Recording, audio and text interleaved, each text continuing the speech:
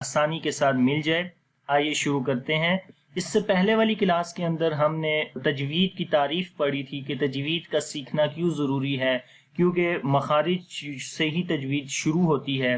تو مخارج سب سے پہلے ہیں، یعنی کہ حروف کی ادائیگی، تو اس لیے ہم یہاں سے اس کا آغاز کر رہے ہیں۔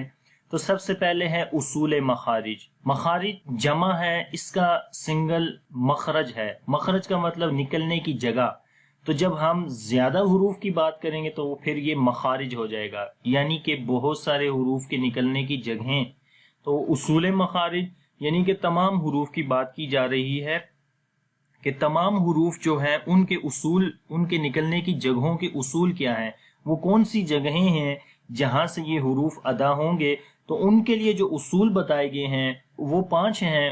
تو اصول مخارج 5 ہیں، اور وہ 5 اصول یہاں پر آپ کو نظر آ رہے ہیں، یعنی کہ 5 اصول سے مراد وہ 5 ایسی میجر جگہیں جہاں سے حروف کی ادائیگی ہوتی ہے۔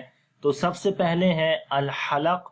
حلق گلے کو بولتے ہیں، انگلش میں دی تھروٹ۔ تو گلے سے کون سے حروف ادا ہوتے ہیں، کتنی جگہیں ہیں گلے کے اندر، وہ انشاءاللہ ہم آگے ڈیٹیل میں پڑھیں گے۔ تو ابھی آپ نے یاد رکھنا ہے کہ حلق یعنی کہ گلے سے جو ہے وہ حروف کی ادائیگی ہوگی۔ اللسان یعنی کہ زبان، زبان سے جو ہے وہ حروف کی ادائیگی ہوگی۔ الشفتان 2 ہونٹ، ہونٹوں سے ادائیگی ہوتی ہے حروف کی۔ الجوف یعنی منہ کے اندر کا خالی حصہ، وہاں سے حروف کی ادائیگی ہوگی۔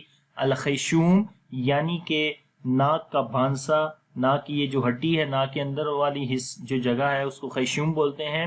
تو آئیے آگے چلتے ہیں۔ تو سب سے پہلے الحلق یعنی کہ گلا۔ تو گلے سے کتنے حروف ادا ہوتے ہیں اور کتنی جگہوں سے ادا ہوتے ہیں؟ تو گلے کے اندر جو ہے وہ 3 مخارج ہوتے ہیں، یعنی کہ 3 جگہیں ہوتی ہیں۔ گلے کو 3 حصوں میں ڈیوائیڈ کیا گیا ہے، تو 3 مخارج ہوں گے، اور ان 3 مخارج سے ہم 6 حروف ادا کرتے ہیں۔ تو یہ تو گلے کا تھا۔ آپ کو پتہ ہونا چاہیے گلے کے اندر کتنی جگہیں ہیں جہاں سے حروف ادا ہوتے ہیں۔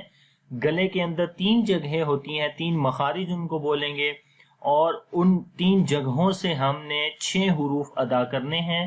اس کے بعد زبان ہے۔ زبان کے جو حصے ہیں یا ان کو پھر جن جگہوں کے اوپر ٹچ کرنا ہے، ہم نے لگانا ہے، وہ 10 ہیں، اور وہاں سے 18 حروف ہم جو ہیں وہ پڑھیں گے، یعنی کہ 18 حروف کا تعلق زبان سے ہوتا ہے، یعنی کہ ان کی ادائیگی زبان سے ہوتی ہے۔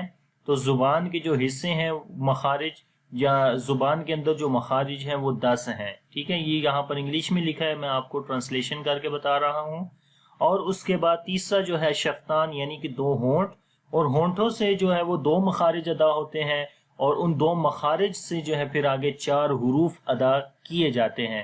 تو یہ انشاءاللہ 1 بائی 1 ہم آگے جیسے ہی چلیں گے اگلی کلاسز میں تو آپ کو یہ سمجھ آتی جائے گی۔ اس کے بعد ہم نے پڑھا تھا الجوف یعنی کہ منہ کے اندر کا خالی حصہ۔ تو منہ کے اندر جو خالی حصہ ہے تو وہاں سے ایک مخرج ادا ہوتا ہے جو کہ حروف مدہ کا مخرج ہے، وہ بھی انشاءاللہ ہم پڑھیں گے۔ اور آخر میں الخیشوم پڑھا تھا ہم نے، جو میجر حصہ ہے اصول مخارج کا۔ تو اصول مخارج کے اندر جو آخری حصہ تھا وہ الخیشوم ہے۔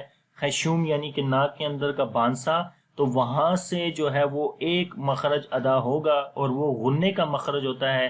آواز کو ناک کے اندر لے کر جاتے ہیں اور ناک کے اندر ہی اس کی آواز کو پھیلاتے ہیں، تو یہ غنے کا مخرج ہے۔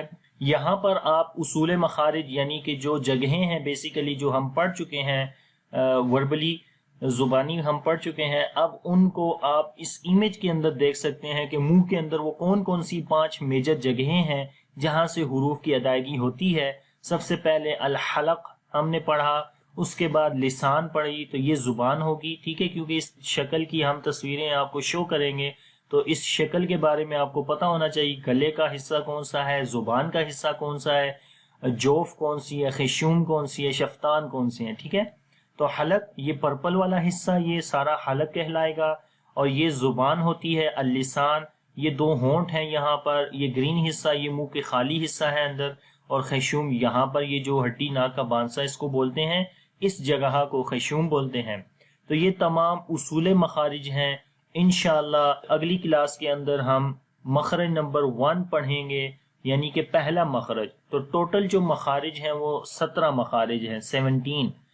تو انشاءاللہ جو 5 میجر جگہیں ہم نے پڑھی ہیں، سٹیپ بائی سٹیپ پہلے میجر جو حصہ ہے گلے کا، وہاں سے ہم جو ہے مخرج نمبر 1 شروع کریں گے، اور یہ ایک ترتیب سے ہم جو ہے وہ مخارج پڑھیں گے۔ آپ نے ان ترتیب کو ذہن نشین رکھنا ہے